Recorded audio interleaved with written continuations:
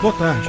Nesse segmento do Visão Libertária, vamos ao artigo sugerido por Éder Sena, escrito e narrado por Peter Turguniev. Collor pede desculpas pelo confisco da poupança. Essa história todo mundo conhece, mas entender a fundo exatamente o que significou isso, só quem sentiu na pele mesmo. Collor foi o primeiro presidente eleito pelo voto popular depois do período militar. Lembra que Tancredo Neves e seu vice, José Sarney, foram os primeiros presidentes civis, mas eles foram eleitos pelo Congresso, não foi voto direto. O Collor foi o primeiro a ser eleito pelo voto popular. Mas a principal preocupação na época era a inflação, a economia. Aquela inflação que já era absurdamente alta no fim do governo militar, chegando a 20% ao mês, saiu totalmente de controle no período do Sarney, devido às absurdas receitas loucas criadas pelos keynesianos do governo dele. Sarney, para quem não lembra, foi o primeiro idiota a pensar em tabelamento de preços por aqui.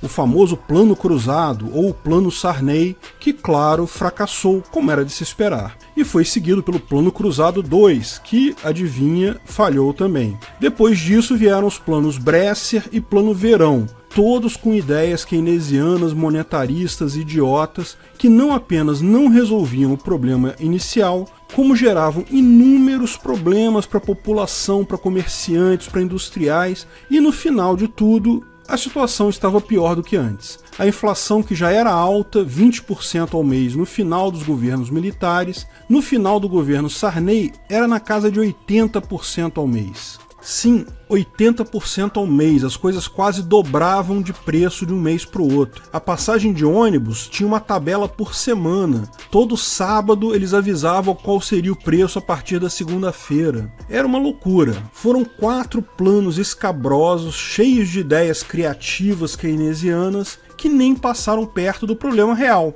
O governo gastava mais dinheiro do que arrecadava e imprimia dinheiro a rodo para suprir a diferença. Não apenas o governo federal fazia isso direto, como os estados tinham seus bancos estaduais e conseguiam pegar empréstimos nesses bancos, o que gerava a expansão da base monetária também, ou seja, até os estados imprimiam dinheiro naquela época. É claro que esse era o problema, mas a visão dos políticos é que não tinha como resolver esse problema, então partiam para os planos escabrosos, sem qualquer base lógica, que sempre falhavam e acabavam em uma situação pior que a original. Depois dessas 4 experiências loucas e fracassadas da época do Sarney, imaginava-se que o novo governo faria algo diferente. Quem sabe atacar o problema real e fazer o governo gastar menos? Não, o governo gastar menos é algo que a máfia não entende esse conceito. Tem que ter uma outra forma de empurrar essa conta para a população, fazer os senhores bovinos gadosos pagar por isso de alguma forma. Enfim, que vinha um plano maluco era praticamente certo. O que ninguém esperava era o tamanho da merda que viria.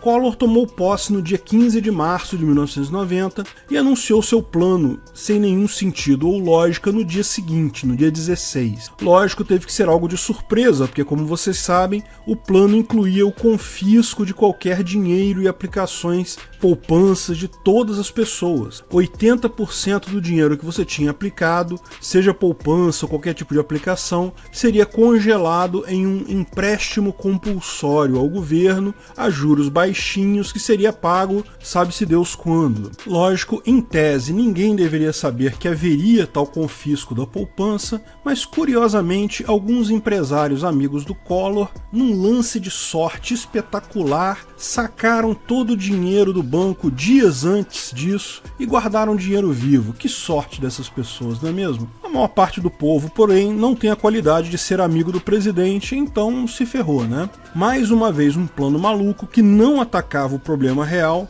o governo não conseguia gastar menos do que arrecadava, mas roubar mais dinheiro de outras pessoas é sempre uma possibilidade. Eu, particularmente, era adolescente na época, não tinha dinheiro algum. Meu pai perdeu algum dinheiro nisso, mas segundo ele nem foi tanto assim. A preocupação maior dele era a empresa que ele trabalhava. Lógico, o dinheiro das empresas também foi confiscado. O governo liberou uma linha de crédito para empresas pagarem a folha de pagamento. Olha que lindo. Pegaram o dinheiro que você tinha guardado para pagar seus funcionários, depois te ofereceu um empréstimo. Lógico, absurdamente caro, para você pagar a sua folha de pagamento. Teve caso de suicídio de empresário por aí. Foi uma tragédia para muita gente. Soube de caso de uma pessoa que tinha acabado de vender uma casa, já tinha dado sinal para comprar a outra casa e ficou com o dinheiro retido justamente nesse período, e aí o dinheiro ficou retido por anos, perdeu o valor, a pessoa perdeu o sinal dado, enfim. E lógico, esse plano maluco, mais uma vez, não resolveu problema algum. Porque de novo,